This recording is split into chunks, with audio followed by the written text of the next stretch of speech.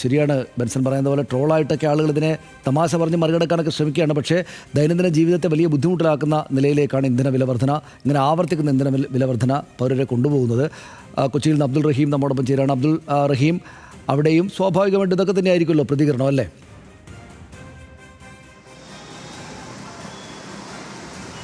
സരീഷ്, തീർച്ചയായും. അതായത് ഈ 10 ദിവസത്തിനിടെ ഇപ്പോൾ 4ാമത്തെ തവണയാണ് ഇന്ധനത്തിന് വിലവർധന ഉണ്ടാകുന്നത്. തെരഞ്ഞെടുപ്പിന് ഇങ്ങോട്ട് നമ്മൾ പരിശോധിച്ച് കഴിഞ്ഞാൽ വലിയ രീതിയിൽ തന്നെ ഇന്ധന വില വർദ്ധിക്കുന്നൊരു സാഹചര്യം നിലവിലുണ്ട്. സാധാരണക്കാരെ സംബന്ധിച്ചിടത്തോളം അത് വലിയ തിരിച്ചടിയുമാണ്. നമുക്കറിയാം, കൊച്ചിയെ സംബന്ധിച്ചിടത്തോളം ഏറ്റവും കൂടുതൽ വാഹനങ്ങൾ വന്നു പോകുന്നൊരു ജില്ലയാണ് കൊച്ചി എന്നുള്ളത്. അത് പ്രത്യേകിച്ചും ഈ ജില്ലയ്ക്ക് പുറത്തു നിന്നുള്ള ആളുകളൊക്കെ വന്നു പോകുന്നതാണ്. അതുകൊണ്ട് പമ്പുകളിലൊക്കെ തന്നെ വലിയ രീതിയിൽ തിരക്കുണ്ട്. സാധാരണക്കാരായ നിരവധി ആളുകളെ സംബന്ധിച്ചിടത്തോളം വലിയ തിരിച്ചടിയാണ്. ചേട്ടാ, ഈ ഇന്ധനത്തിന്റെ വില വീണ്ടും വർദ്ധിക്കുകയാണ്. സാധാരണക്കാരെ സംബന്ധിച്ച് വലിയ തിരിച്ചടിയല്ലേ അത്? തീർച്ചയായും തിരിച്ചടിയാണ്.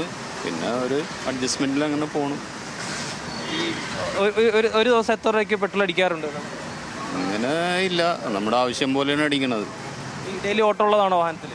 ഡെയിലി ഓട്ടോ ഉള്ളതാണ്. വലിയ തിരിച്ചടിയാണ്. തിരിച്ചടി തന്നെയാണ് ചേട്ടാ. ഈ ഇന്ധനത്തിന്റെ വില വീണ്ടും വർദ്ധിക്കുകയാണ്. അത് വലിയൊരു തിരിച്ചടിയല്ലേ സാധാരണക്കാരെ സംബന്ധിച്ചിടത്തോളം? അതിക്രൂരമാണ് ചെയ്യണത്. എന്ത് ചെയ്യാൻ പറ്റും? മനുഷ്യന് ജീവിക്കണ്ടേ? പെട്രോളിന് വില കൂടിയാലും മനുഷ്യനൊരു വിലയില്ല. അതാണ് സത്യം പറഞ്ഞു കഴിഞ്ഞാൽ. മറ്റേ പെട്രോളിന് മാത്രം ഇങ്ങനെ വില കൂടും, ശമ്പളം കൂടണില്ല, ചെലവ് കുറയണില്ല, ഒന്നും ചെയ്യണില്ല. അതാണ് അവസ്ഥ. അത് തന്നെയാണ്. അതായത് പെട്രോളിൻ്റെയും ഡീസലിൻ്റെയൊക്കെ വില കാര്യമായി തന്നെ വർദ്ധിക്കുന്നുണ്ട്. നമുക്ക് ഓരോ ദിവസവും വേണ്ട ചിലവുകൾക്ക് ആവശ്യമായ പണം കണ്ടെത്താൻ ഏതെങ്കിലും തരത്തിൽ ഈ പറയുന്ന പോലെ സാലറിയിലോ കാര്യങ്ങളോ ഒന്നും കാര്യമായ മാറ്റം ഉണ്ടാകുന്നില്ല എന്നുള്ളത് തന്നെയാണ്. പിന്നെ ഈ പെട്രോളും ഡീസലിനൊക്കെ വീണ്ടും വില വർദ്ധിക്കുകയാണ്. വലിയ തിരിച്ചടിയല്ലേ അത്? അതെ, എല്ലാവർക്കും തിരിച്ചടിയാണ്. ഒരു ദിവസം എത്ര രൂപയ്ക്ക് ഓട്ടോ ഉണ്ടാവും, പെട്രോൾ അടിക്കേണ്ടി വരാറുണ്ട്? കാര്യമായ വാഹനത്തിൽ ഓട്ടോ ഉള്ള ആളാണോ? ഇല്ല, അങ്ങനെ ഓട്ടമുള്ള ആളല്ല. അങ്ങനെ ഓട്ടമുള്ള ആളല്ല, ജസ്റ്റ് ഓഫീസിൽ പോയി വരിക, അത്രേ ഉണ്ടാവുള്ളൂ. എന്നാലും ഒരു ദിവസം എത്ര രൂപയ്ക്ക് പെട്രോൾ അടിക്കാറുണ്ട്? ഒരു 200 രൂപയ്ക്ക് അടിക്കും. ഒരു ദിവസമല്ല, ഒരു 2 ദിവസത്തിന് വേണ്ടി 200 രൂപയ്ക്ക് അടിക്കും. അത് എത്ര ദിവസം വരെ 200 അടിച്ച് ഓടാറുണ്ട്? എത്ര ദിവസം വരെ പോകാൻ പറ്റും? ഒരു 2 ദിവസം പോവാം, അത്ര തന്നെ ഓടാൻ പറ്റുള്ളൂ. അല്ലാതെ നമുക്ക് ഒന്നും ചെയ്യാൻ പറ്റും.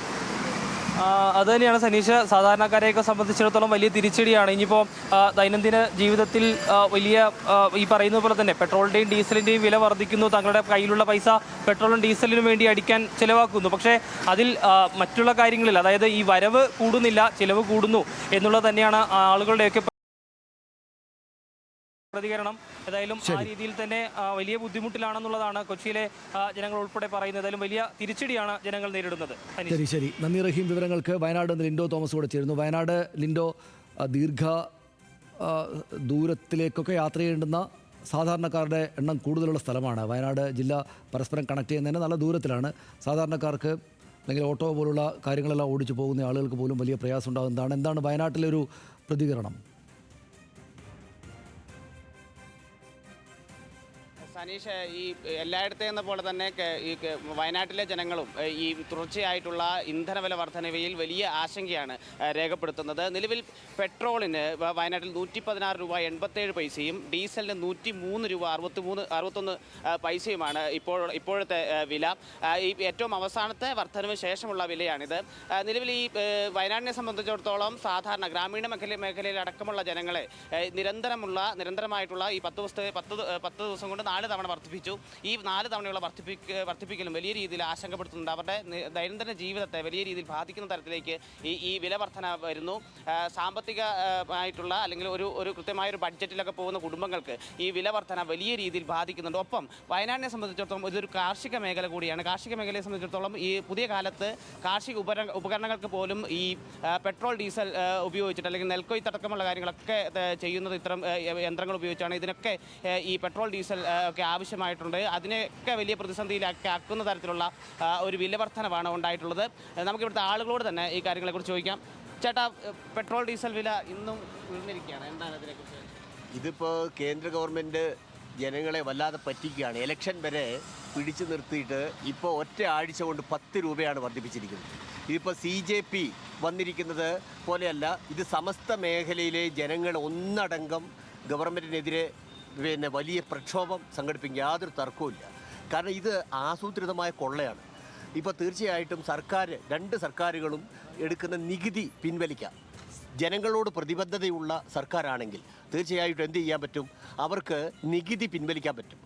അന്താരാഷ്ട്ര മാർക്കറ്റിൽ ക്രൂഡ് ഓയിലിന് വില വർദ്ധിക്കുന്നുണ്ടെങ്കിൽ ആ വില മാത്രം നമുക്ക് ഇങ്ങോട്ട് ഹാൻഡ് ഓവർ ചെയ്ത് ജനങ്ങളെ കൊള്ളയടിക്കുന്ന നികുതി ഒഴിവാക്കാം. അപ്പോൾ ജനങ്ങളോട് ഒരു തരത്തിലും പ്രതിബദ്ധതയില്ലാത്ത തികച്ചും വഞ്ചനാപരമായ ഒരു സമീപനമാണ് ഈ ഒരു വില വർധനവ്. ഇത് എല്ലാ ദിവസവും ഇങ്ങനെ വർദ്ധിപ്പിക്കുക എന്ന് പറയുന്നത് ജനങ്ങളെ പറ്റിക്കുക കൂടിയാണ്. ഇത് കൊള്ളക്കാർ പോലും ഇങ്ങനെ ഇത്രയും നെറികെട്ട ഒരു പ്രവൃത്തി ചെയ്യില്ല. ഇത് തീർച്ചയായും ഗവൺമെൻറ് റഷ്യയിൽ നിന്ന് ക്രൂഡ് ഓയിൽ പകുതി വിലയ്ക്ക് കഴിഞ്ഞ 3-3.5 വർഷത്തോളം വാങ്ങിയിട്ട് 1 രൂപയുടെ ആനുകൂല്യം സാധാരണ ജനങ്ങൾക്ക് നൽകിയിട്ടില്ല. അത് മുഴുവൻ വ്യവസായികൾക്കും അത് പ്രോസസ്സ് ചെയ്യുന്ന കമ്പനികൾക്കും മാത്രമായി അത് വീതിച്ചെടുക്കുക ചെയ്ത്.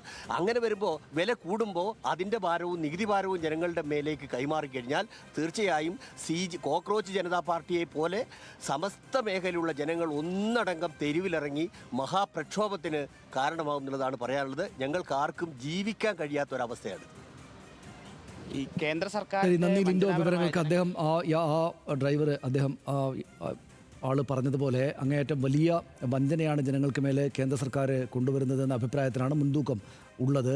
ഈ കേന്ദ്ര സർക്കാരും കേരള സർക്കാരും 2 സർക്കാരുകളും നികുതി കുറച്ച് അല്ലെങ്കിൽ നികുതി ഒഴിവാക്കിയിട്ട് ഈ വിലവർധനയുടെ ഭാരം സാധാരണക്കാരിലെത്താത്ത വിധം കാര്യങ്ങളെ കൈകാര്യം ചെയ്യണം എന്ന ആവശ്യമാണ് ഇപ്പോൾ നേരത്തെ കോഴിക്കോട് നിന്ന് സംസാരിച്ച ആളും പറഞ്ഞത്, ഇപ്പോൾ വയനാട്ടിൽ നിന്ന് കാണുന്ന ആളും പറയുന്നത്. വലിയ ബുദ്ധിമുട്ടാണ് സ്വാഭാവികമായിട്ടും ഇത് ഇങ്ങനെ വർദ്ധിച്ചുകൊണ്ടിരിക്കുന്നത് ഉണ്ടാക്കുന്നത്. അതുതന്നെ ഇപ്പോൾ ഒരു 2 ആഴ്ചക്കിടെ 10 ദിവസത്തിനിടെ 4 തവണയാണ് ഇന്ധനവില വർദ്ധിപ്പിച്ചത്. തെരഞ്ഞെടുപ്പ് കഴിഞ്ഞാൽ തൊട്ട് പിന്നാലെ പടപട എന്ന് വർദ്ധിപ്പിക്കുകയായിരുന്നു എന്നതാണ് ആളുകൾ പറയുന്നത്. നമുക്ക്